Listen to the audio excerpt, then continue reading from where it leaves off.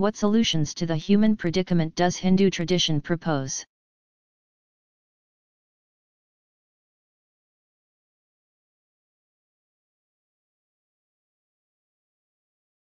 Hindus seek the ultimate spiritual goal of liberation through any of four traditional ways or paths called margas. Methods of seeking or yogas, joining by means of discipline. The most ancient and slowest method is that of ritual action, karma. Originally associated with scrupulous fulfillment of the prescriptions of Vedic ritual practice. Karma is kept within reach of contemporary Hindus by interpreting it as unselfish service. In that sense, the way of action recommends itself to all. Even in the absence of a vital tradition of ritual sacrifice. The second path begins with the conviction that ignorance causes suffering. Intuitive experiential knowledge, jnana, is available through various intellectual and meditative disciplines associated with a variety of philosophical approaches called darshanas, views. Most of all, the way of knowledge seeks the full realization of the perfect oneness of all reality and the illusory nature of our instinctive conviction that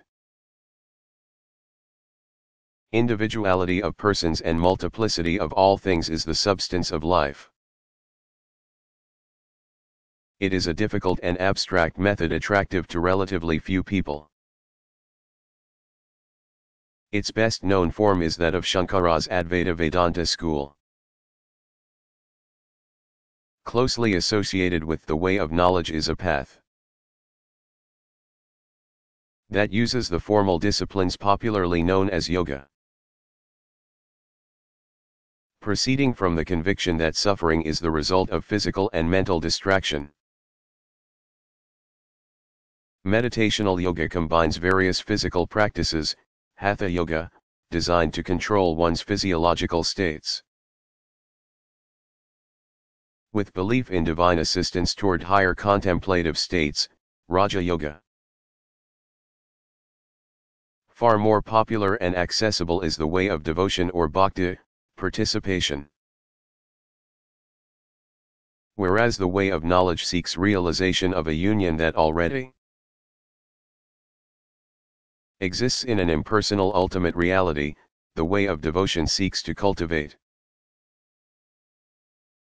the union of the two distinct parties to the divine human relationship. Bhakti means dedication to a personal God whose love, mercy, and grace elicit a response of complete faith and surrender. It proceeds from the conviction that suffering arises out of separation from one's divine source and goal. The devotee approaches God in full confidence of divine protection and the hope of salvation.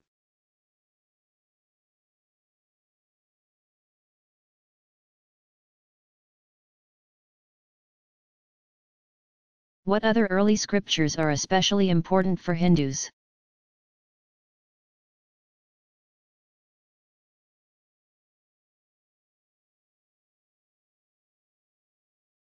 Over a span of perhaps 2,000 years, c. 3000 to 1000 BCE, according to some Indian scholars, Hindu ritual specialists produced a substantial body of sacred literature by way of commentary and reflection on the Vedas. The earliest of these works were manuals for priests, or brahmanas, each attached to one of the four Vedas. These brahmanas elaborated on the mythic stories to which the Vedic hymns often had made only passing allusions. Expanding on the tradition much as the early Jewish rabbis had developed the oral Torah. The brahmanas served the practical purpose of recording for posterity precise directions for correct ritual performance. Still another layer of scriptural development gave rise to a series of works called Araniakas, forest treatises, composed by and for hermits. These texts offered further commentary on the Vedas meant to foster the contemplative life. Araniakas were connected with the Brahmanas much as the Brahmanas were linked to the various Vedas. With their emphasis on inward reflection, the Araniakas signal an important turn away from the ancient Vedic and Brahmanical reliance on external ritual. Another type of sacred text called the Upanishads evolved from about 1500 to 500 BCE. The name Upanishad means, loosely, sitting at the feet of a mentor.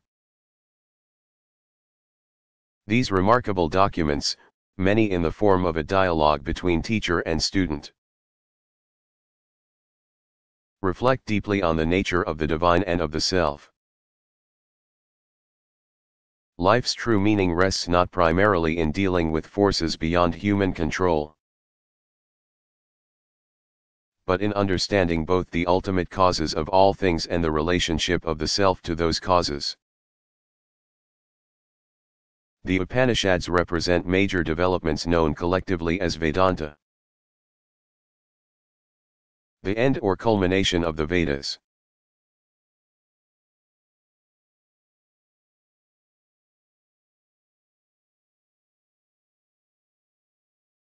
How did Hinduism become a religion of the masses?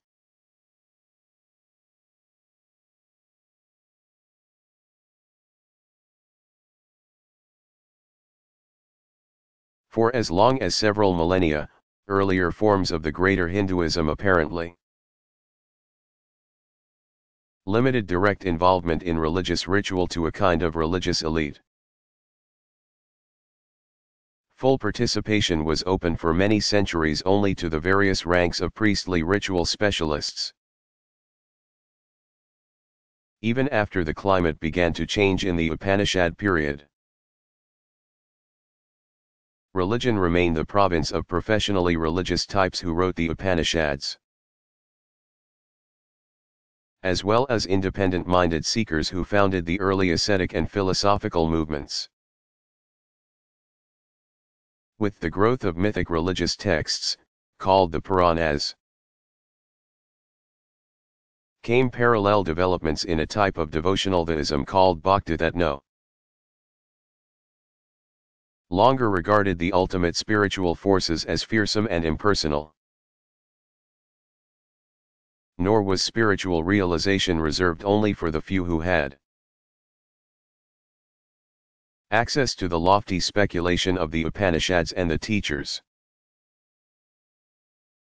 The Puranas talked of divine involvement in human affairs in ways that appealed to the imagination of ordinary people. 18 major Puranas, 6 dedicated to each of the 3 principal popular names and forms of God: Shiva, Vishnu, and the goddess or Shakti, opened up a world in which the humblest person could approach God and be assured of acceptance. Out of that broader movement have grown the many denominations and sects that comprise popular Hinduism today. Major subcommunities are named for the principal deities they worship. Devotees of Shiva are called Shaivas. Devotees of Vishnu, Vaishnavas, and devotees of the female deities, Shaktas.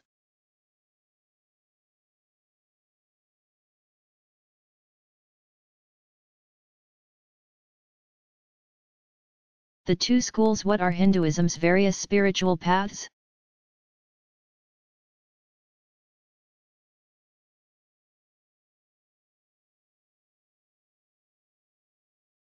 Karma/action, proper ritual and ethical action as a means to spiritual progress. including purification of one's deeds through detachment from the fruits of one's actions. Jnana/knowledge, attainment of intuitive or mystical understanding of the essential unity of all reality, resulting from meditative approach to the scriptures and wisdom traditions. Bhakti/devotion, participation in the divine life through devotion to a chosen manifestation of the deity. Complete emotional attachment to the chosen deity, and unselfish service to God.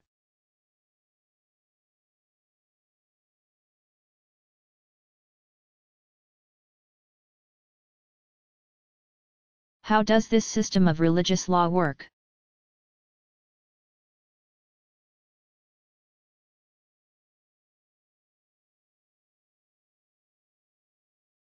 Some legal specialists rise to greater prominence because of their erudition, earning the title mujtahid. Pronounced mujtahid, one who exercises independent investigation of the sacred sources. In Sunni tradition, the door of independent investigation closed by the year 900. Making further bold scholarship of this level unnecessary. According to that classical view, the founders of the four major Sunni schools of legal theory were the last mujtahids. But in Shi'i tradition, the highest-ranking ayatollahs continue to exercise the authority of mujtahids. In both traditions, it is up to scholars to offer rulings on controversial or contemporary issues. If a new ethical and legal question arises, a question of artificial life support or some other thorny biomedical matter. For example, a legal scholar would search the relevant sources to determine whether the Quran or Hadith might shed light on the precise issue at hand. If the scholar found only vague parallels that offer insufficient evidence to make a firm ruling on the new problem, he would then study further to see whether in the actual practice of Muslim communities there was an approach that might solve the problem. If the problem is too new to have any kind of useful history, the scholar might appeal to reasoning by analogy, looking for a link between ancient sources and practice and the new problem. Ancient sources may say nothing about artificial life support, but they have much to say about the nature of human life and about human authority to intervene. On the basis of his research, the scholar might then issue a legal advisory called a fatwa. In that statement he would indicate to which of 5 ethico-legal categories the proposed course of action, say, disconnecting life support in a particular case, belonged, forbidden, discouraged, neutral, recommended, or required. Acting upon the advisory, the parties to the case might then choose to bring the matter before a religious judge called a qadi, pronounced Kaadi, himself authorized as a mufti, to adjudicate the matter. The outcome of all this study and interpretation is called Sharia, pronounced Shari'ah. The divinely revealed law or way of life prescribed for all Muslims.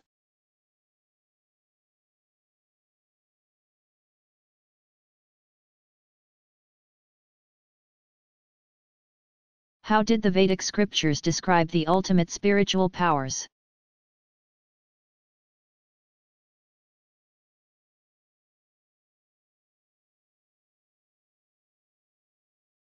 Vedic cosmology divided the universe into 3 regions: sky, lower atmosphere, and earth.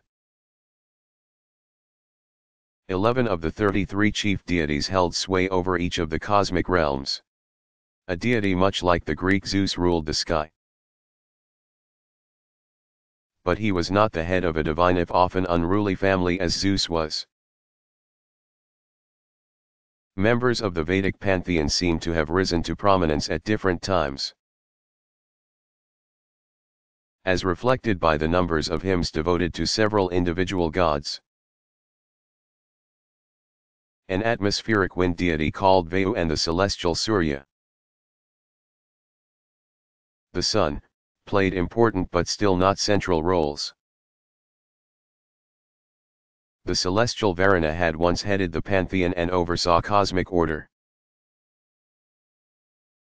His main competition was the atmospheric Indra, lord of inclement weather.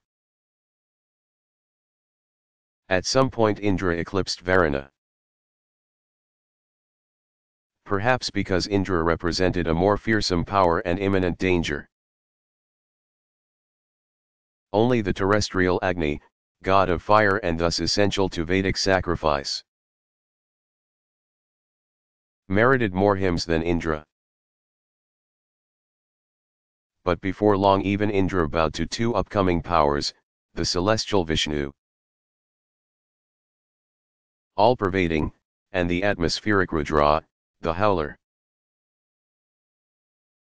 Rudra eventually came to be associated with the formidable Shiva. Together, Vishnu and Shiva symbolized the global forces of sustenance and dissolution powers that most engaged the Hindu religious imagination.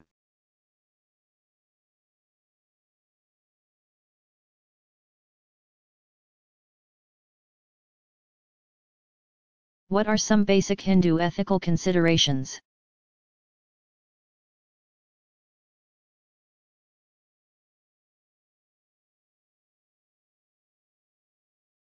Hindu tradition describes a range of morally and religiously acceptable goals or motives for action. What matters most is not the substance of the particular type of goal, but the quality of one's intentions. All good things in life are gifts of God. One has only to learn how best to use and value them. In the greater scheme of things, 3 of the 4 major goals are means rather than ends in themselves. Even so, a devout Hindu can pursue them with vigor and determination. As long as the pursuit is balanced and not obsessive. Most fundamental is the goal of Dharma, the quest for one's own individual ethical calling in accord with the cosmic law that holds all things together. Personal justice and righteousness are the cardinal virtues. But wealth, material success, power, and social status, artha, are also worthy goals, so long as one keeps them in perspective. People who use their worldly success in ethically laudable ways are exercising responsible stewardship and can make wonderful things happen for the benefit of many. In addition, a devout Hindu can enjoy to the full all of life's legitimate pleasures. Kama, associated with culture, the arts, sexuality, and family life. This traditional teaching undercuts the common stereotype of Hinduism as world-rejecting and self-denying asceticism. On the other hand, the opposite stereotype that identifies Hinduism as the kind of wild-eyed lust sometimes associated with the Kama Sutra is equally inappropriate. Ultimately, Hindu tradition teaches the sincere seeker will find that none of the first 3 goals offers permanent satisfaction. What remains is the quest for final liberation from the enslavement that goes with even well-moderated attachments. Moksha, meaning release, is the only goal worthy of being considered an end in itself. Most people will spend many lifetimes striving for it.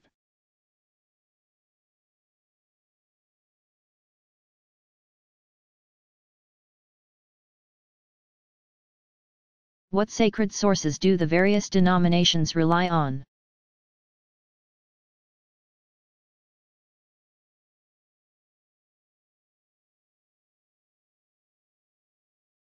During the so-called classical period, 500 BCE to 500 CE, especially, various denominations developed their own distinctive sacred texts called sutras, threads, aphorisms, shastras, treatises, rule, and agamas, what has come down. Sutras often take the form of commentary on earlier major texts and are major sources for the 6 philosophical schools called the darshanas. Some philosophical texts are called shastras, but this category is best known as a vehicle for treatments of religious law. Agamas belonging to the various sects often include various types of material ranging from the mythic to the epic to the philosophical. Shaivites generally use the term agama to describe their 28 canonical works, while Vaishnavite communities often call their unique scriptures samhitas. Collections, and Shakta groups prefer the term tantra.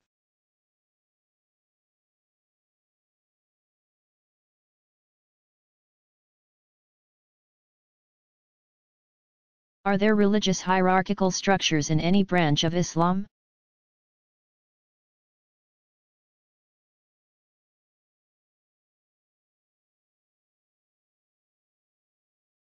Sunni Muslims constitute the vast majority of Islam's global membership. Since the generation that succeeded Muhammad, the dominant ideal of governance has been that a leader should be first among equals. Centuries of caliphal splendor might persuade a student of history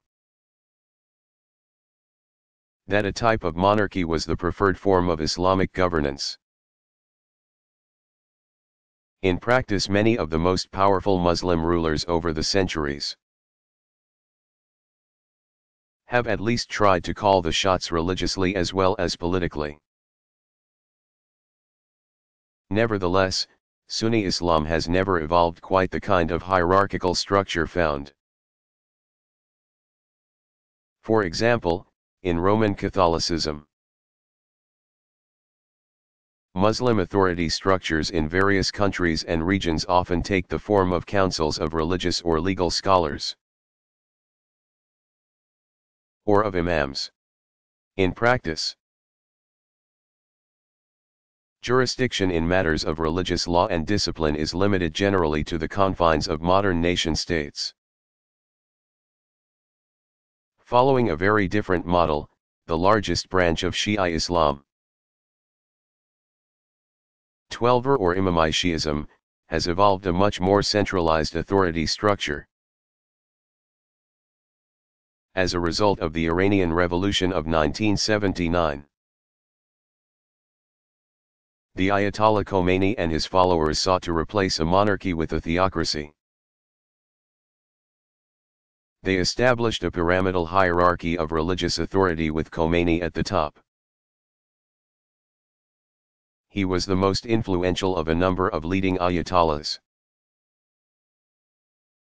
sign of God, and won the title Imam by virtue of his dominance. Below him was a cluster of grand Ayatollahs and a larger group of lesser Ayatollahs. Just beneath them were 2 ranks of religious scholars with the title Hujjatul Islam, Proof of Islam, and finally the several thousand mullahs, from a word that means roughly master, reverend, who staffed the country's mosques.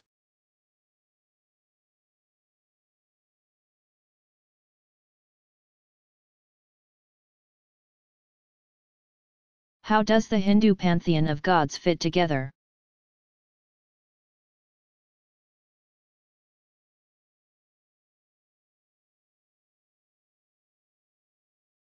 First, divine personalities that would eventually become major deities.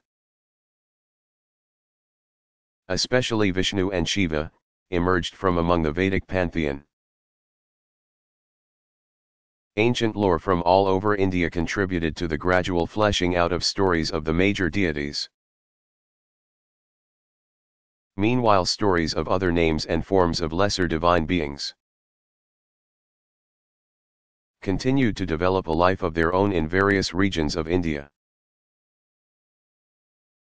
As major communities of belief formed around stories of Vishnu, Shiva, and their various female counterparts, larger mythic frameworks evolved to integrate narratives of lesser deities into those of the greater deities. For example, Vaishnavite tradition developed the structure of Vishnu's 10 avatars or descents.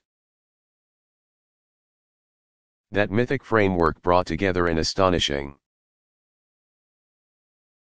assortment of descriptions of God's involvement in human affairs. The first 3 avatars are non-human divine interventions in the birth of the cosmos. Matsya, the fish, Kurm, the tortoise, and Varha, the boar. 3 avatars represent divine confrontation with evil and demonic forces. Narasingha, the man-lion, Vamana, the dwarf, and Parshurama, Rama with the axe. The 2 most popular avatars are those of Rama and Krishna, heroes both on and off the field of combat, whose consorts Sita and Radha are of nearly equal importance.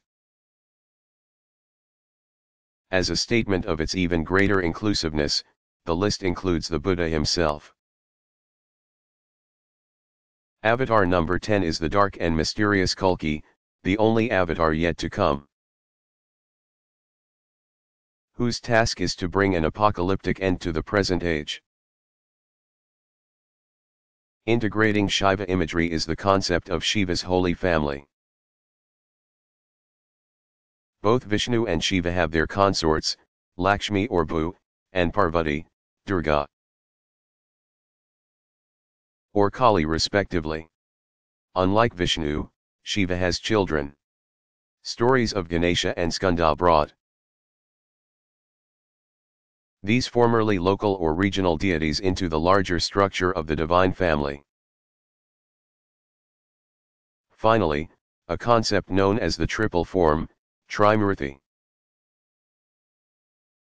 unites the whole complex of images by identifying a trinity of divine roles. Brahma, never an object of great popular devotion, creates. Vishnu sustains. And Shiva destroys, paving the way for renewal of the endless cosmic process.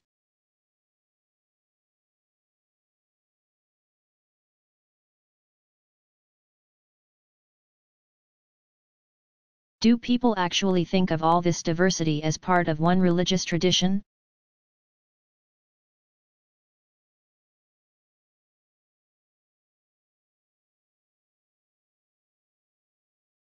Walk into the nearest institution identified as a Hindu temple, and you know immediately that the answer to the question is yes. Especially outside of India, temples serve devotees from many denominations and sects and therefore include multiple images of the divine presence under one roof. Even in India, where temples typically serve constituencies somewhat less varied, most places of worship display prominent symbols of more than one denomination. Over the centuries, the many sources of religious imagery have come together to form the greater Hinduism as a result of several processes of integration.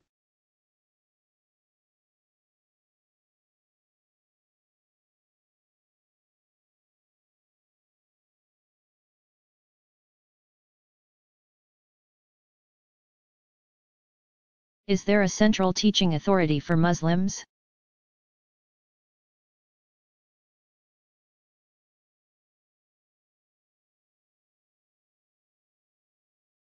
No single individual or institution has universal authority over the global Islamic community.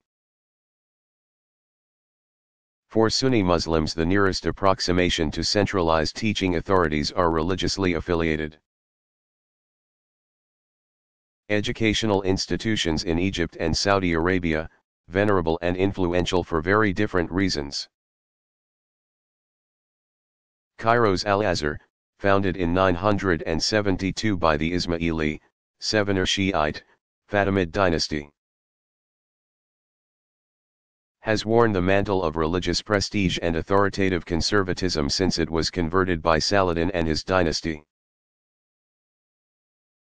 After 1171, for the task of defending the cause of Sunni Islam. In Saudi Arabia, educational institutions of Mecca and Medina have come to share in Al-Azhar's prestige in modern times. Young men seeking careers in religious studies come from all over the world, looking forward to returning home with credentials from these institutions.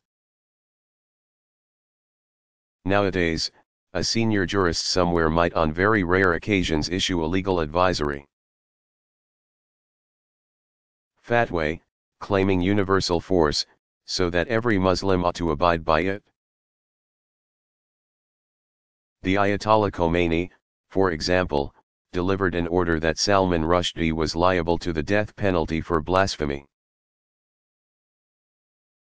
And Osama bin Laden has called for a jihad against the United States. But rare claims of that sort do not have the binding authority of a centralized institution like the papacy.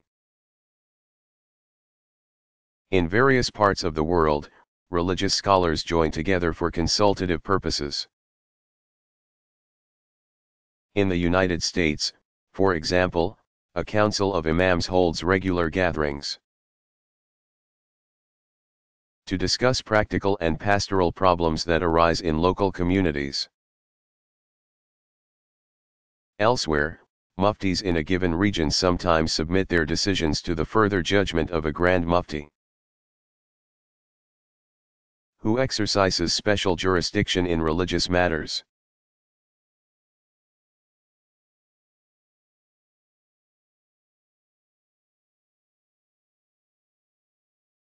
What signs or symbols distinguish Hindu religious specialists?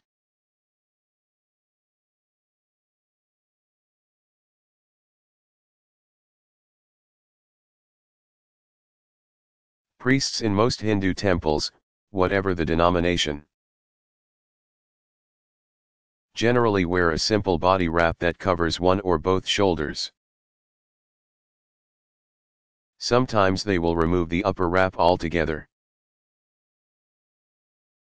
Priests may wear a white thread across the left shoulder, a symbol of initiation into the sacred scriptures. Some priests wear a set of beads, called a mala, or rosary, used to count in the repetition of sacred words or syllables,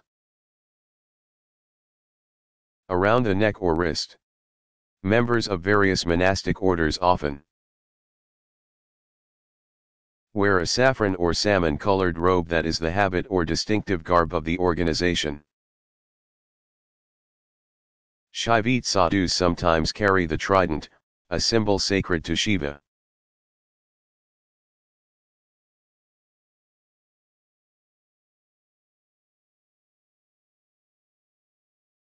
Do Muslim communities run private schools for their children?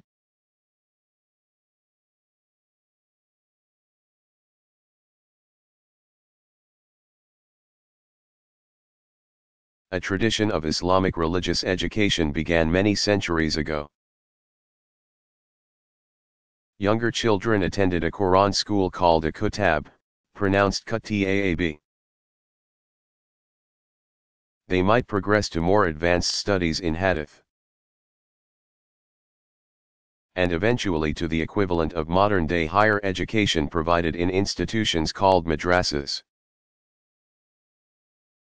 Students in a madrasa, pronounced madrasa, pursue a curriculum built around the teaching of one of the legal methodologies, madhabs, pronounced madhab,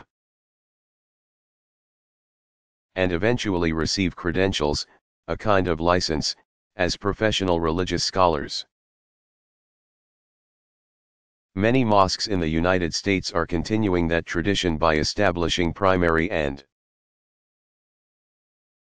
increasingly secondary schools in which religious education is prominent. Along with the regular course of studies required by state and local accreditation authorities. Children study basic Quranic Arabic and related Islamic topics such as religious history and ritual practice. Students who attend public or other schools may attend special weekend religious education sessions at the local mosque.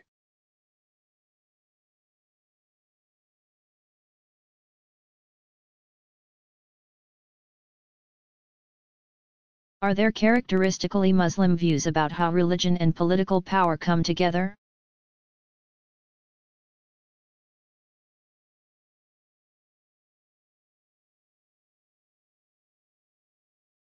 Muslims often describe their tradition as a total way of life.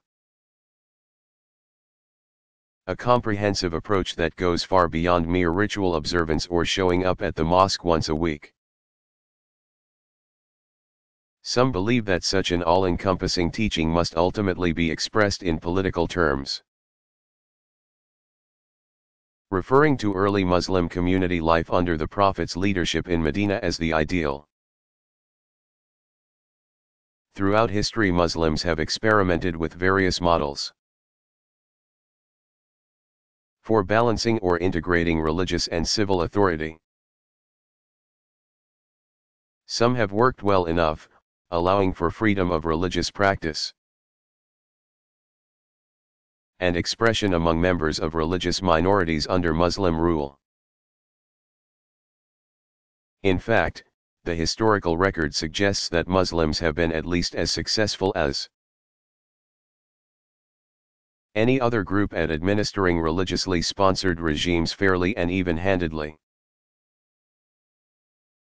Muslims in various parts of the world today continue to believe that an Islamic government represents the best hope of justice in a troubled world. But in a world where religious pluralism is increasingly evident, dividing humankind along religious lines seems a less than desirable option. The challenge now, as in the past, is to live by the Quranic dictum, "There is no compulsion in religion."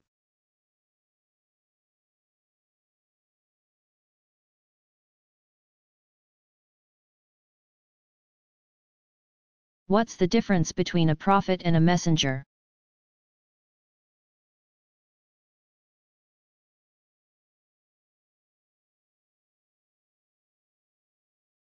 Central to Islamic tradition is the belief that God communicates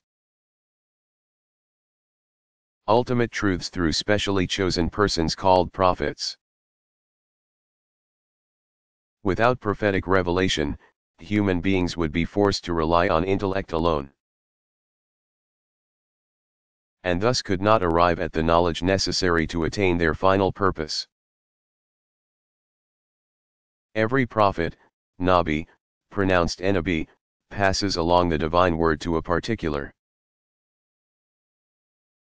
people and inevitably meets with tremendous resistance, at least initially. Some of these prophets receive the further designation of messenger or apostle. Rasul, pronounced Rasul, one who is sent. God sends but one messenger to a given people. Prophets specified as messengers include Noah, Lot, Ishmael,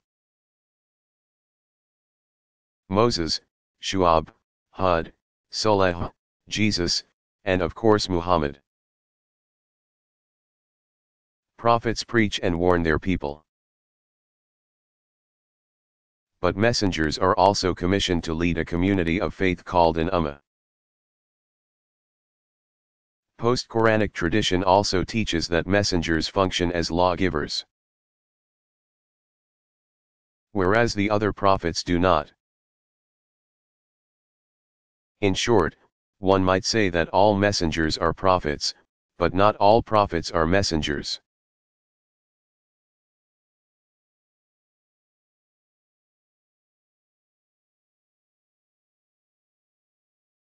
Who are some of the main Islamic prophets?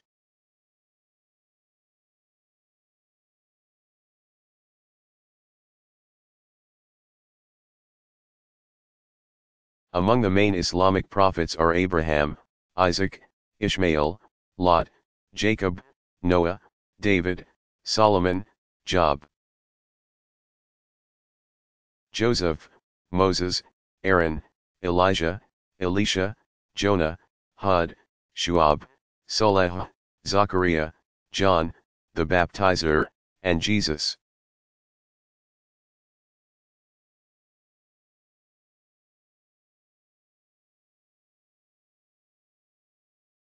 What are the principal historical stages in the evolution of Greater Hinduism?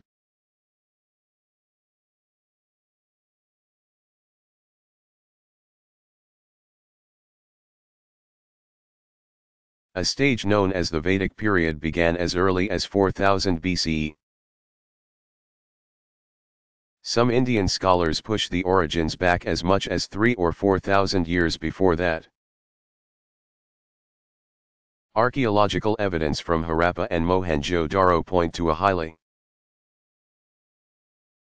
developed civilization in the Indus River Valley from around 2700 to 1500 BCE. Early texts suggest a religious culture centered on worship of numerous deities associated with forces of nature. Around 2000 BCE, there may have been a major population shift from the northwest of India to the Ganges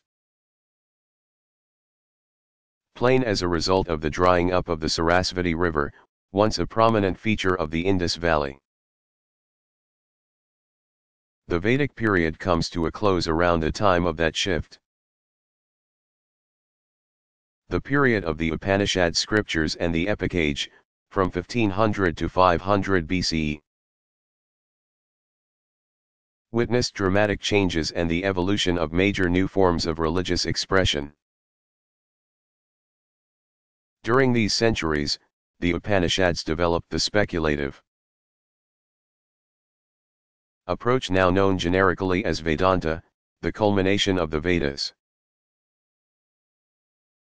For the next millennium or so, 500 BCE to 500 CE, sometimes referred to as the classical period, new post-Vedantic sacred texts, called sutras, shastras, agamas, and earliest Puranas, formed the basis of a number of important schools of thought. From this period, too, came the written epics, the Ramayana and Mahabharata. Between around 500 and 1800 CE, the so-called medieval period, popular devotional theism, based largely on mythic narrative texts called the Puranas, spread across most of India. Beginning with the arrival of the British in the mid-18th century. The modern period extends into the mid-20th century, the declaration of India's independence, and the partition that created East and West Pakistan as separate Muslim states.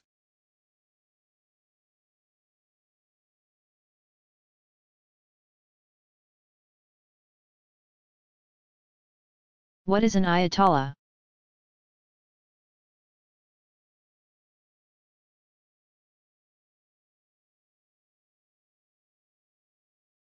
Ayatollah is Arabic for sign of God. An honorific title conferred on leading Shiite religious scholars, especially in Iran and Iraq. In traditional Shiite circles, accomplished scholars can attain the rank of Ayatollah by popular acclaim and through the acknowledgement of their peers. Among those of that rank, some are also further distinguished by the title Grand Ayatollah. Of those, in turn, a group of 7 have traditionally been singled out as sources of imitation and are thereby acknowledged as the most influential teachers among Shiite Muslims.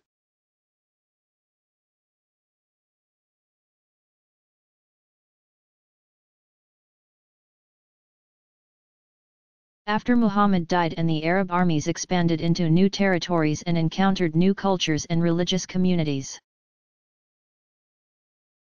the Muslims had to confront countless problems previously unknown. How would they deal with issues that neither the Quran nor the Hadith addressed?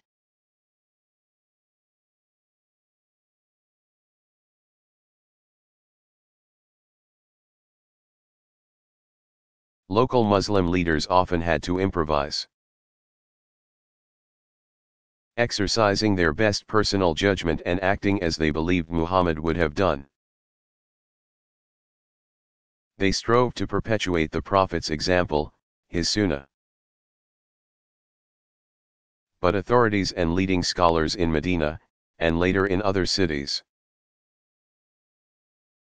looked for ways to standardize the procedure of extending the application of Quran and Hadith to changing circumstances. They gradually agreed that one could solve problems not treated directly in Quran and Hadith by appealing to the actual practice of the local community or to the consensus. Ijma, pronounced IJMAA, of legal scholars.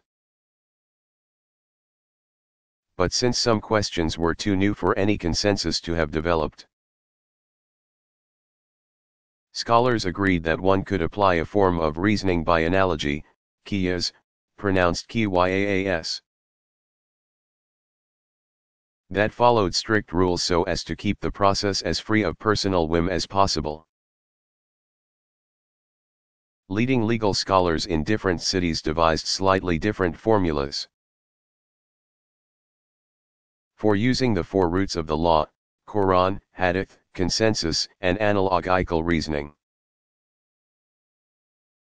Some allowing greater latitude in appealing to the 3rd and 4th roots. 4 legal methodologies dominant among Sunni Muslims came to be called the schools.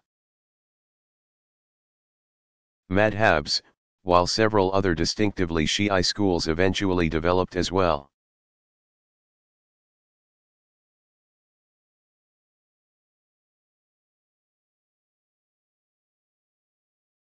How do Muslims deal ritually with death and mourning?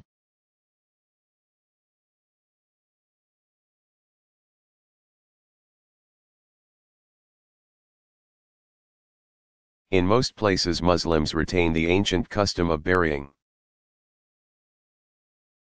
the unembalmed body before sundown on the day of death. Family members generally prepare the body with purification rituals, similar to those used prior to prayer or to remove some ritual impurity. Sometimes mourners will say special prayers in the mosque after the regular ritual prayer, with or without the body.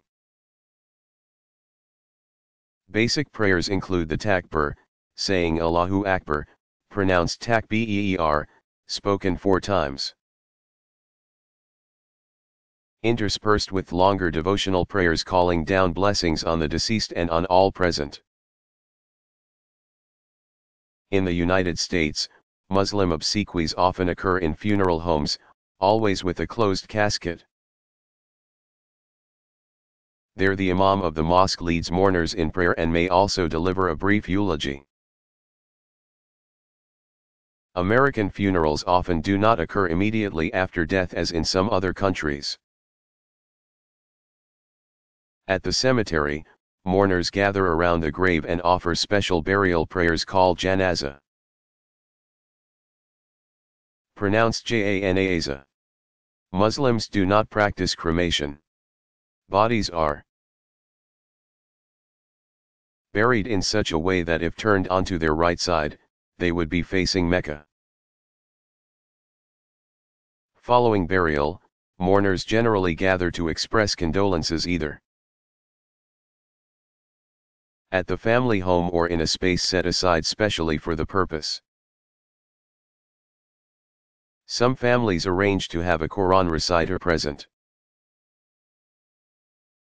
or else play recorded recitation for silent reflection.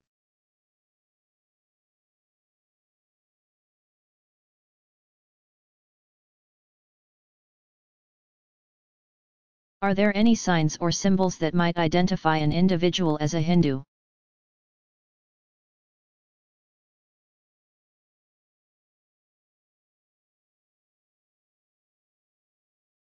A small dot on the forehead, called a bindu or bindai, is perhaps the most common individual symbol in Hinduism. Many Indian women wear a small round red dot in the middle of the forehead to indicate that they are married. And some wear a black dot to ward off evil prior to marriage. Some regard the red dot as a generic symbol of one's Hindu faith, as worn by both men and women. Hindus in Europe and the United States sometimes have difficulty deciding whether to wear the dot in public or whether to confine its use to worship.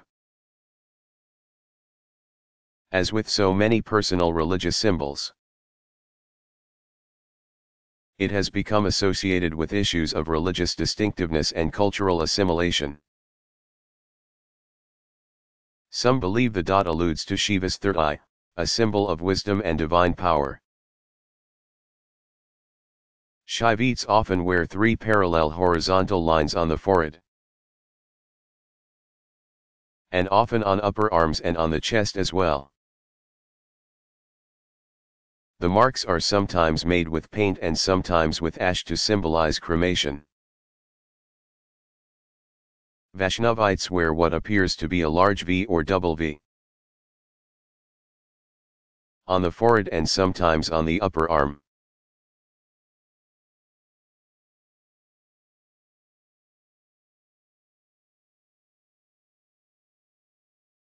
Do Hindus believe in the concept of salvation?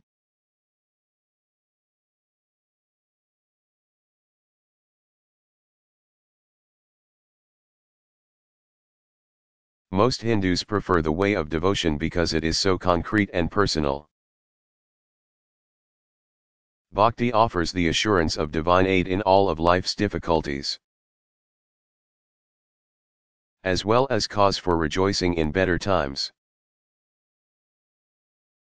Seekers who choose any of the classical spiritual paths are aware that human beings are ever in need of help from sources beyond themselves. But the notion of salvation assisted by divine grace is especially strong in popular theistic or devotional Hinduism. Even in the denominations that teach a modified form of predestination, such as those of Madhva and Vallabha, grace is a central feature of bhakti, since the human soul is, so to speak, naturally divine. Grace is the power that refreshes and renews the soul in its original state. Hindus, like members of various other major traditions, have held differing views as to how divine grace works. A particularly vivid pair of images characterizes one view as that of the cat school, another that of the monkey school.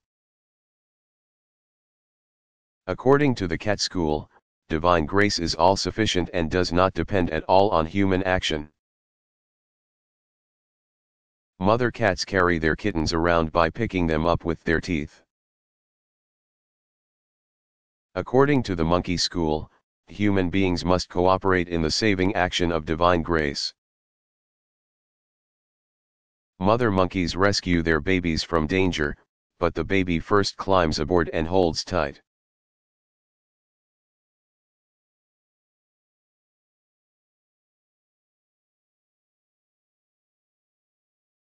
What means do Muslim communities use to engage society at large?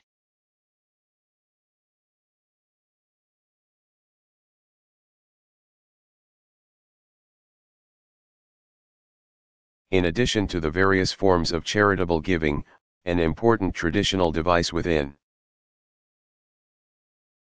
Islamic law has had an enormous impact on life in many Islamic communities throughout history. A waqf is a special religious endowment by which a donor can stipulate that his or her funds be used for a particular project in perpetuity, or as long as the funds last.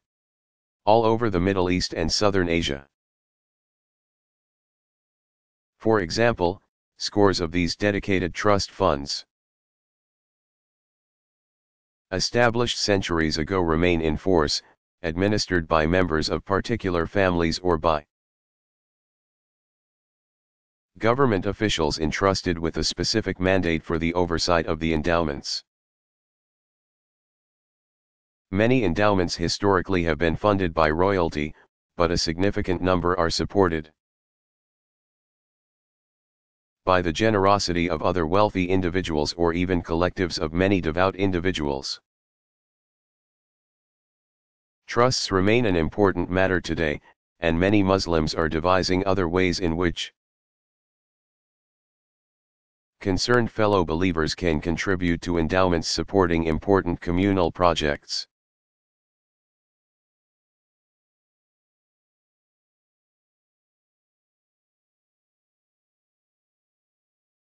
Are there Hindu fundamentalists?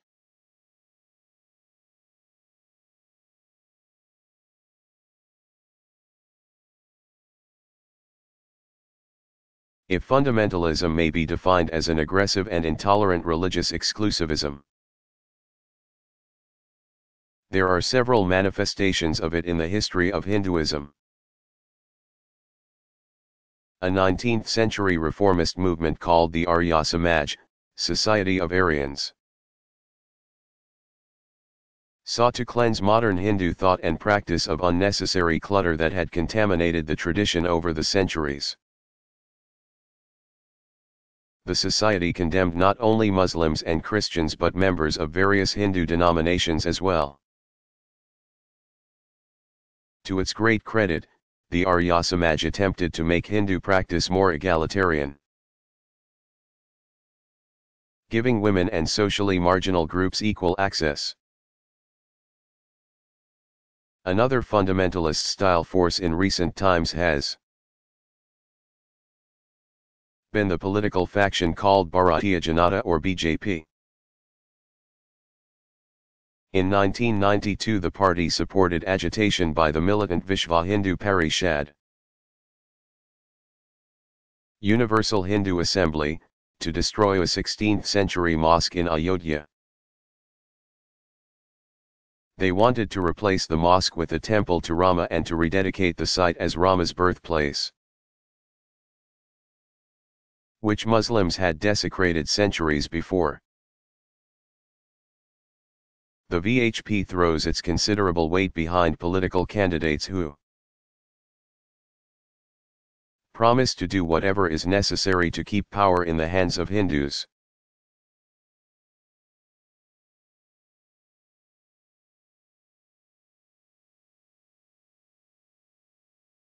Are there any organizations or institutions that have their own distinctive structures of leadership within any of the branches of Islam?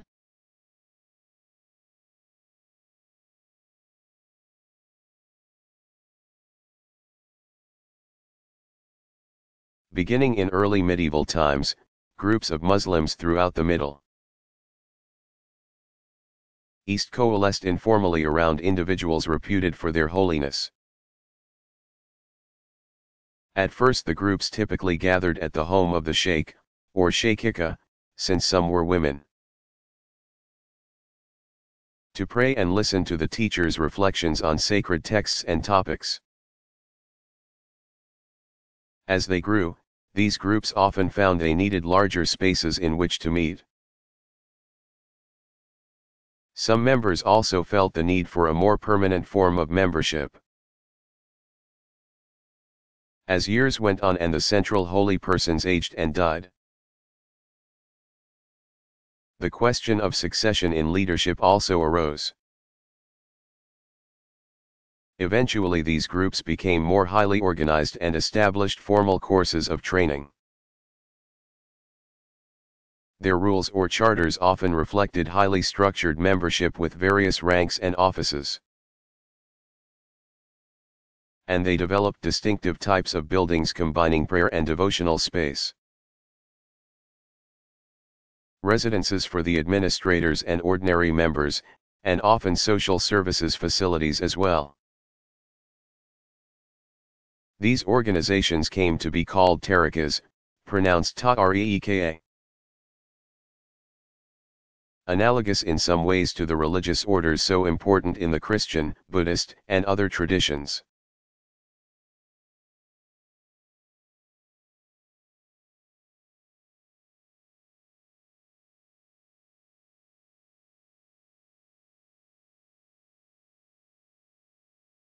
Is nonviolence particularly important in Hindu beliefs?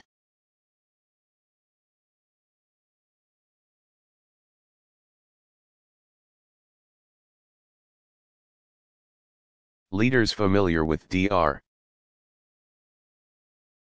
Martin Luther King Jr. may recall that he spoke of being especially influenced by Mahatma Gandhi's teachings on nonviolent resistance, concern for ahimsa, non-injury, including respect for all forms of life, seems to have become an important theme in Hindu tradition following the rise of Buddhism and Jainism in the 6th and 5th centuries BCE. Ahimsa ranks first among a list of 10 spiritual qualities, called yamas, or restraints. In the classical system of yoga attributed to Patanjali, avoidance of all injury, in word and deed, began with the rejection of Vedic sacrifice and as a central practice of small groups of ascetics and grew to include the practice of vegetarianism.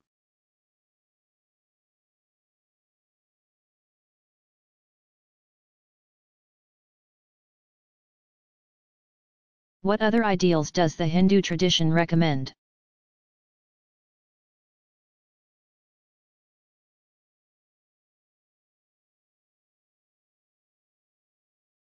A classical formulation of the ideal life cycle is called the 4 stages of life. It applies almost exclusively to males, but the implications for women are fairly clear.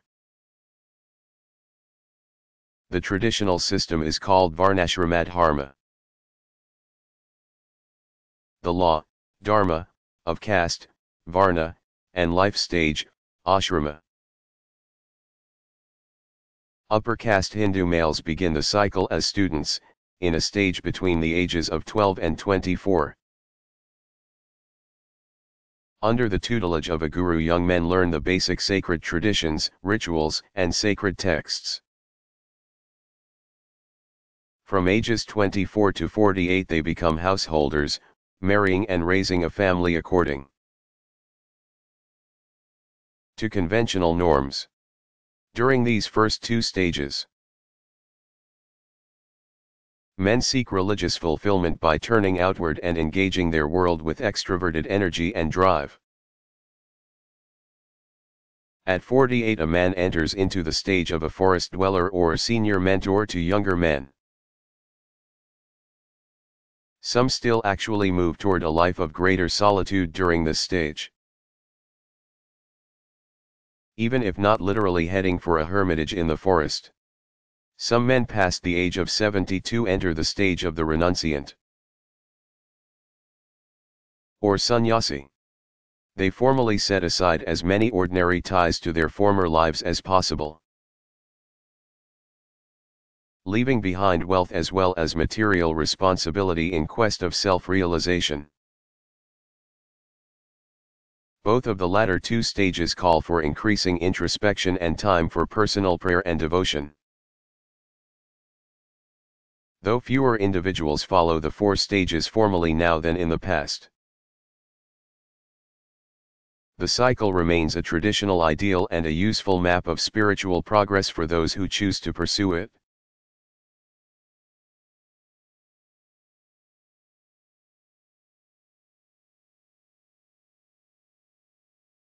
What does the term Hinduism mean?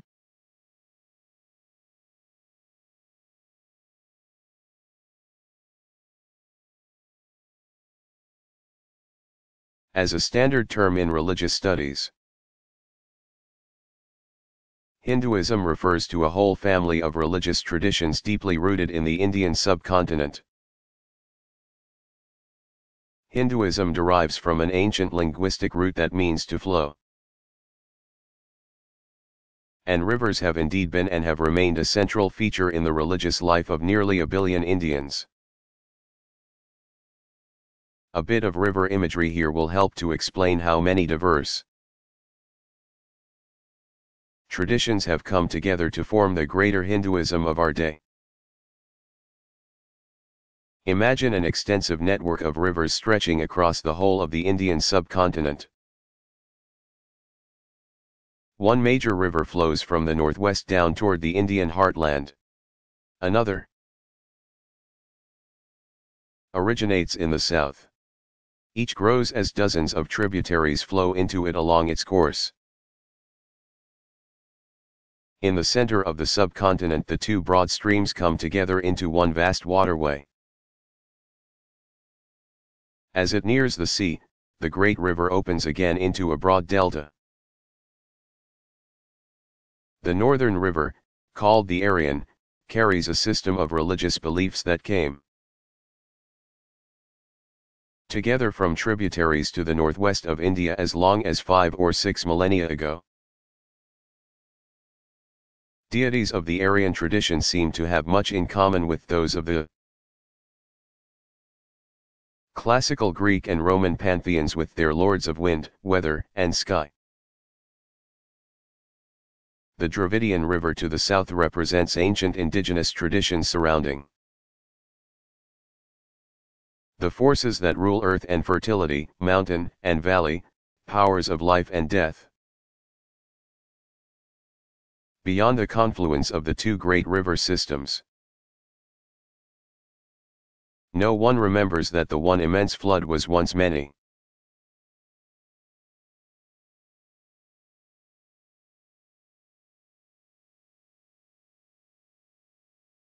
What is India and why is it religiously important?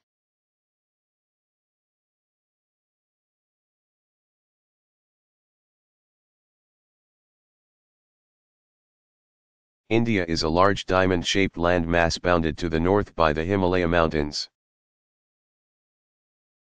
to the west by the Arabian Sea, and to the east by the Bay of Bengal. To the northwest is the vast plain of the Indus River system, and to the northeast that of the Ganges and its tributaries.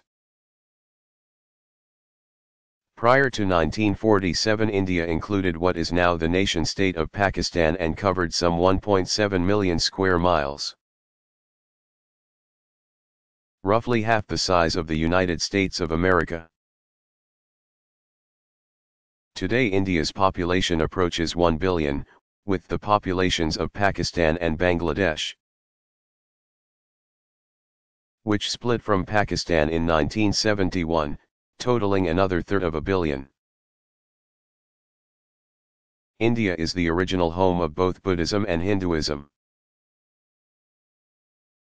as well as of the smaller Jain and Sikh religious traditions.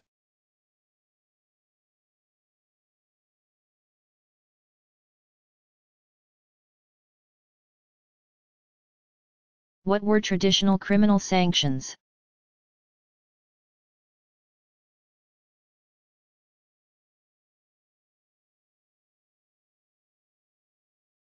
Within the sphere of penal law, death is warranted for apostasy and for highway robbery. Amputation of the hand for theft, death by stoning for sexual relations outside of marriage when the offender is married, and 100 lashes if the offender is unmarried, and 80 lashes for the drinking of an intoxicant or for an unproved accusation of unchastity. Civil offenses against the person, homicide, for example, or assault, are punishable by retaliation,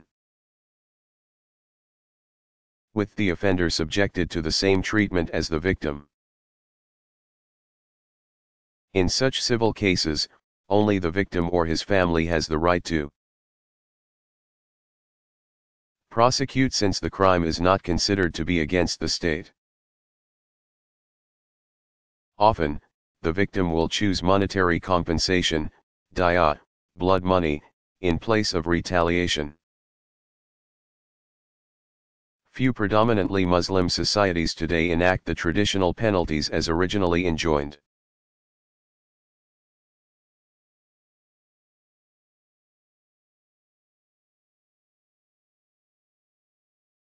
What were the earliest Hindu sacred texts?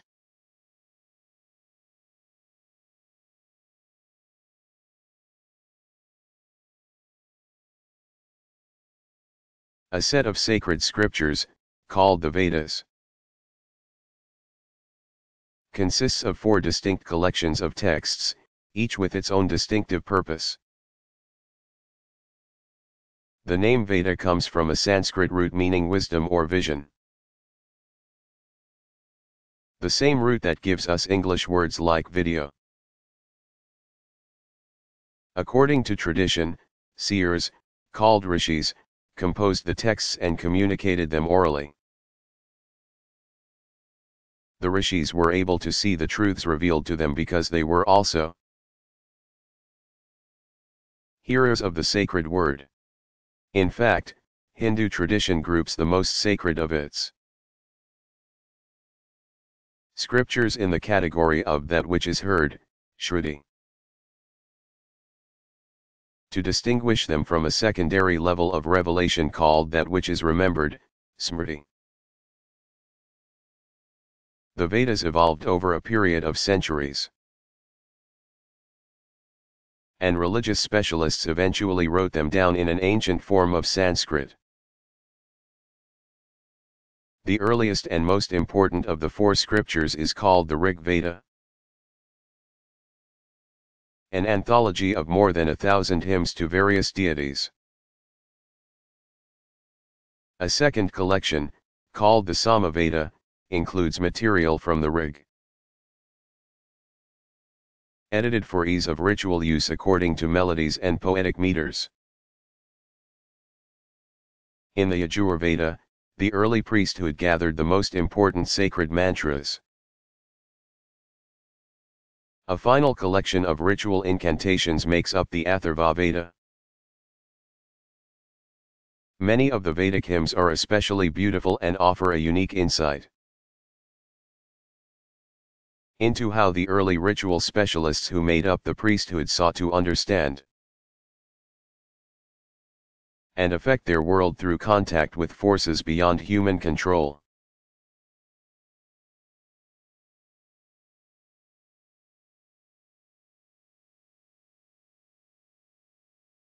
What do Hindus believe about life after death?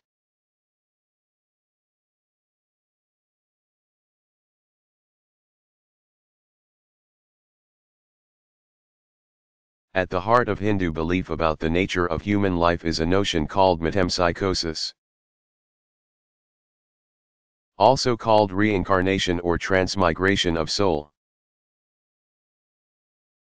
Life is an infinite continuum punctuated by episodes of embodiment. Death is therefore the opposite of birth, not of life. One can escape the cycle of birth and death by liberating the soul, freeing the self from all attachments. According to the law of karma, human beings always get what they wish for in spades. If my every effort in this life is the selfish acquisition of wealth or power or pleasure, chances are I will die wanting more. Unsatisfied desire is a form of energy so potent that it keeps the self ensnared in the bonds of attachment that ensure the soul will experience yet another embodiment in some form or another. Hindus call this potentially endless cycle of rebirth samsara.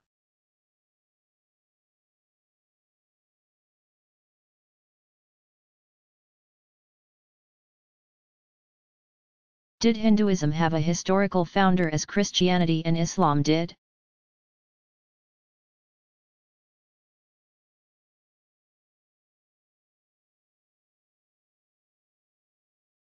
All but two of the major religious traditions trace their origins to a specific individual teacher or foundational figure. Only Hinduism and Shinto do not, keeping in mind that the individual founders of other religious traditions identify may be impossible to pin down historically. Some people regard historical concreteness and detail as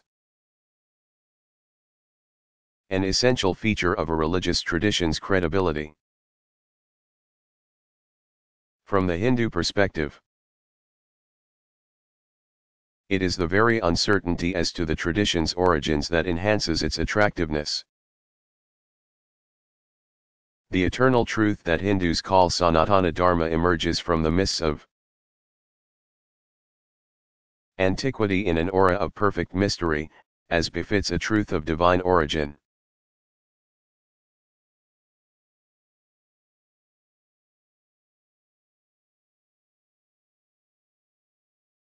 Does that mean Hindus do not believe in heaven or hell?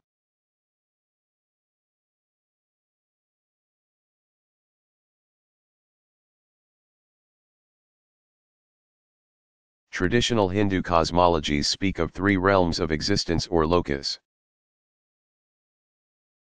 One scheme describes an in-between realm, Antarloka, where individual souls abide both during sleep and between incarnations.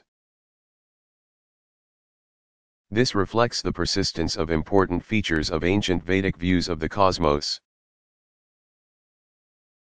A version of hell called Naraka, literally, referring to humankind,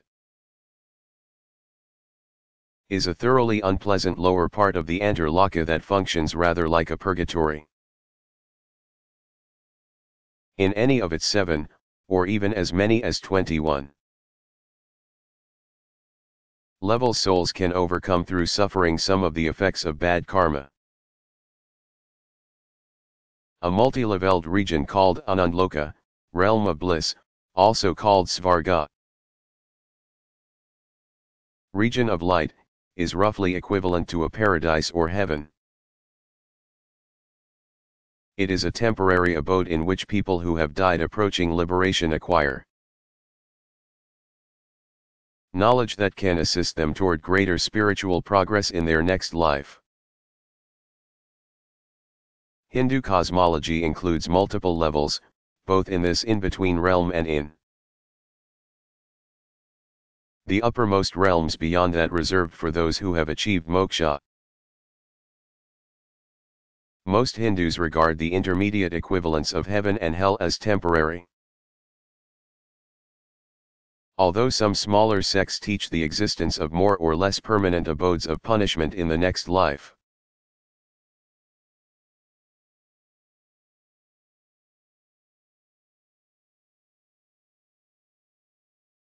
What do Hindus think about history and time?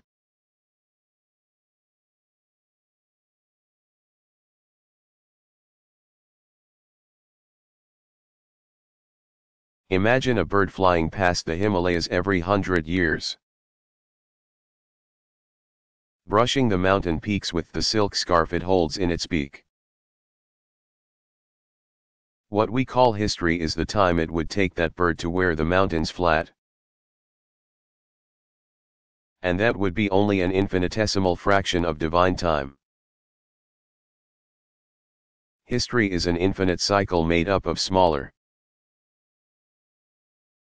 measurable cycles of creation and destruction, but even the smaller cycles are unimaginably long. Hindu myth says that God, manifested as Brahma the creator, unfolds the material world over and over. Each lifetime of Brahma lasts 100 divine years. Each day in the life of the creator deity is called a kalpa, lasting 4,320,000,000 years.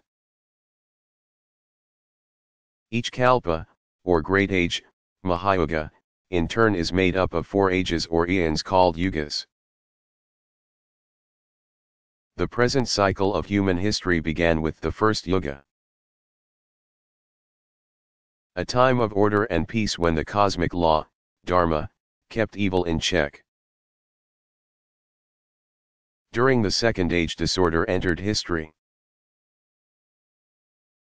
Dharma diminished, as did the span of human life. There followed a third age, when evil gained still greater strength and dharma weakened. Social fragmentation gave rise to the caste system and attempts to gain power through ritual sacrifice. We are now in the fourth and bleakest age, a time of darkness and lawlessness destined to end in 400,000 years. Then, after a period of quiescence, all will begin again, another day in the life of Brahma. Key concepts in Hinduism: Atman, the indivisible and indestructible spiritual center of each being, and the ultimate self underlying all reality. Avatar, a crossing over downward, a deities, especially Vishnu's descent into the world of human experience. Bhakti, participation, devotional relationship to one's chosen deity, a major path to liberation. Brahman, ultimate reality enveloping all appearances of multiplicity. Dharma, that which holds all things together, the cosmic law, religio-social propriety. One's individual religious duty, and one of the 4 acceptable goals of life. Jnana, knowledge, insight into the spiritual meaning of things, one of the principal paths to liberation. Kama, pleasure, one of the 4 legitimate goals of life. Karma, action, ritual, or ethical conduct and the consequences thereof. One of the traditional paths to liberation. Marga, path, way, method of spiritual progress toward liberation. Moksha, liberation from the cycle of rebirth, ultimate goal of Hindu spiritual practice. Samsara, journeying, the endless round of rebirth from which Hindus seek to be free. Yoga, joining, harnessing, system of physical and spiritual disciplines practiced by a yogi.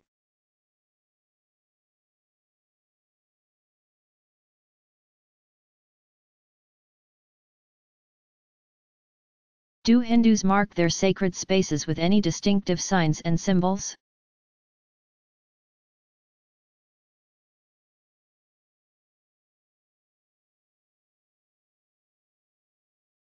Hindu temples are often very easily identified, especially if the sacred place has been built as such from the start. Rather than occupying a structure originally designed for some other purpose. 2 major architectural styles developed in India. The southern style features 3-tiered pyramidal spires, called shikhara. Atop each of the temple's interior shrines or womb chambers, garbhagriha. A monumental trapezoidal facade called a royal gateway. Rajagopuram, typically rises 30 to 50 feet above the main roofline. Both the spires and the facade are nowadays generally finished in white, with small gold finials on top. Southern temples often house several shrines under a single flat roof, with the individual spires of the shrines protruding through the roof and visible to all who approach. The classic northern style historically had a large outer unroofed enclosure, within which stood a series of separate ritual spaces arranged additively along a single east-west axis. As in the southern style, the center of northern temples is always the shrine or womb chamber. Typically a small dark room with only one door and a tall multi-tiered spire above. Attached to the shrine by a narrow passageway toward the east one might find a larger room for devotees to gather, and sometimes another, still larger, east of that dedicated to other ritual needs, such as ritual dancing.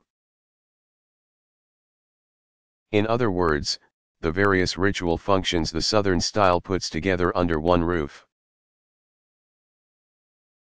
The northern style arranges in more or less distinct spaces that look like small separate structures.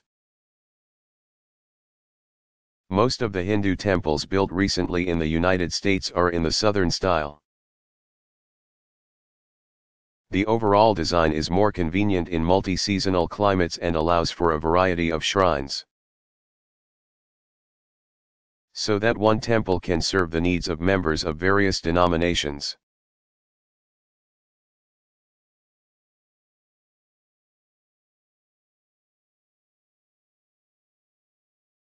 Do Hindus mark their sacred spaces with any distinctive signs and symbols?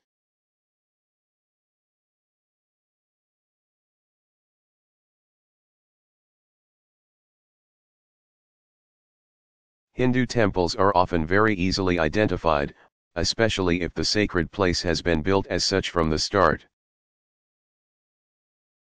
rather than occupying a structure originally designed for some other purpose. Two major architectural styles developed in India. The southern style features three-tiered pyramidal spires, called shikhara, atop each of the temple's interior shrines or womb chambers, garbhagriha. A monumental trapezoidal facade called a royal gateway. Rajagopuram, typically rises 30 to 50 feet above the main roofline. Both the spires and the facade are nowadays generally finished in white, with small gold finials on top. Southern temples often house several shrines under a single flat roof, with the individual spires of the shrines protruding through the roof and visible to all who approach. The classic northern style historically had a large outer unroofed enclosure, within which stood a series of separate ritual spaces arranged additively along a single east-west axis. As in the southern style, the center of northern temples is always the shrine or womb chamber. Typically a small dark room with only one door and a tall multi-tiered spire above. Attached to the shrine by a narrow passageway toward the east one might find a larger room for devotees to gather, and sometimes another, still larger, east of that dedicated to other ritual needs, such as ritual dancing.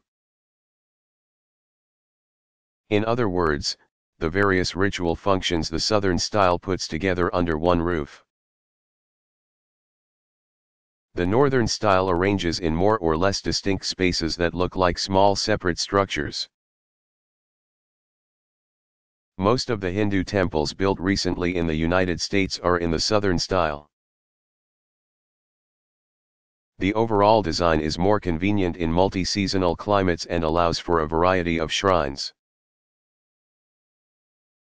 so that one temple can serve the needs of members of various denominations.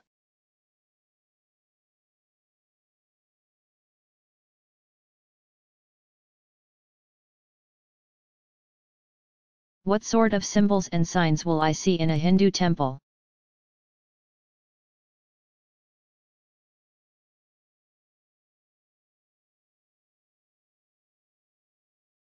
First, you will remove your shoes as a sign of respect for a holy place. And to help keep it clean, since worshippers often sit on the floor. Very near the door you will see an image or statue of the elephant-headed deity called Ganesha. One of Shiva's two sons, Ganesha is the guardian of openings, beginnings, and travelers, and he generally bestows blessings on worshippers as they enter. Even Vaishnavite temples usually have a Ganesha at the door. Along the side walls you may see smaller shrines containing images of deities important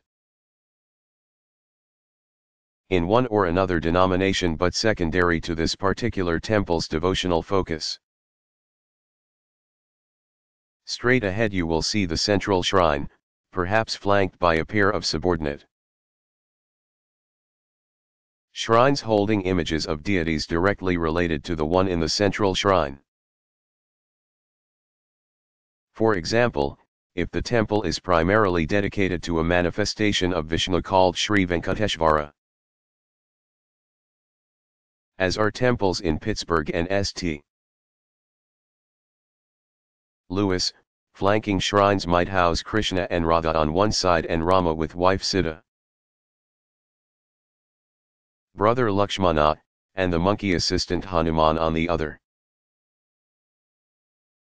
The subordinate shrines may have prominent spires somewhat shorter than that of the central shrine. If the temple serves a large and diverse community, other side rooms may be devoted to other deities. Vishnu's consort, Lakshmi, goddess of wealth and success, often has her own shrine, sometimes with a shikhara,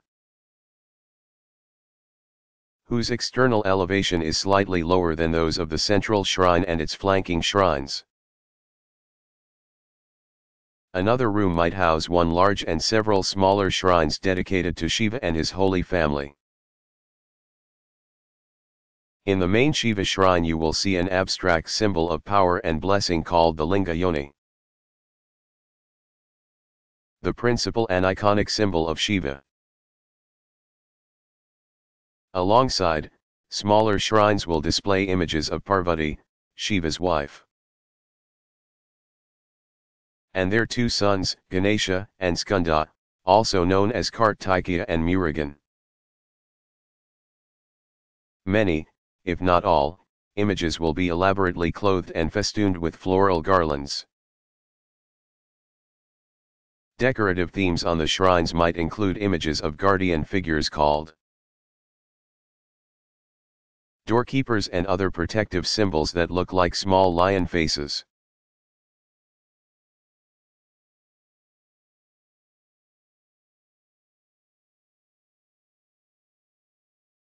What sort of symbols and signs will I see in a Hindu temple?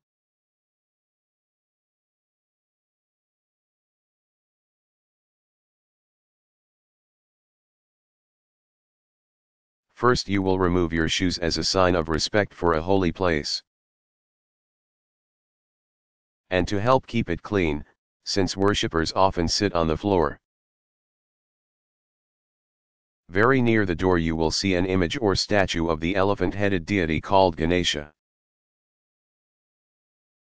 One of Shiva's two sons, Ganesha is the guardian of openings, beginnings, and travelers, and he generally bestows blessings on worshippers as they enter. Even Vaishnavite temples usually have a Ganesha at the door. Along the side walls you may see smaller shrines containing images of deities important in one or another denomination but secondary to this particular temple's devotional focus. Straight ahead you will see the central shrine, perhaps flanked by a pair of subordinate shrines holding images of deities directly related to the one in the central shrine. For example, if the temple is primarily dedicated to a manifestation of Vishnu called Sri Venkateshvara, as are temples in Pittsburgh and St. Louis, flanking shrines might house Krishna and Radha on one side and Rama with wife Sita, brother Lakshmana, and the monkey assistant Hanuman on the other. The subordinate shrines may have prominent spires somewhat shorter than that of the central shrine. If the temple serves a large and diverse community, other side rooms may be devoted to other deities. Vishnu's consort, Lakshmi, goddess of wealth and success, often has her own shrine, sometimes with a shikhara, whose external elevation is slightly lower than those of the central shrine and its flanking shrines.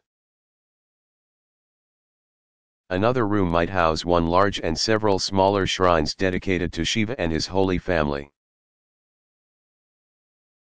In the main Shiva shrine you will see an abstract symbol of power and blessing called the Linga Yoni, the principal and iconic symbol of Shiva. Alongside, smaller shrines will display images of Parvati, Shiva's wife, and their two sons, Ganesha and Skanda, also known as Kartikeya and Murugan. Many, if not all, images will be elaborately clothed and festooned with floral garlands. Decorative themes on the shrines might include images of guardian figures called doorkeepers and other protective symbols that look like small lion faces.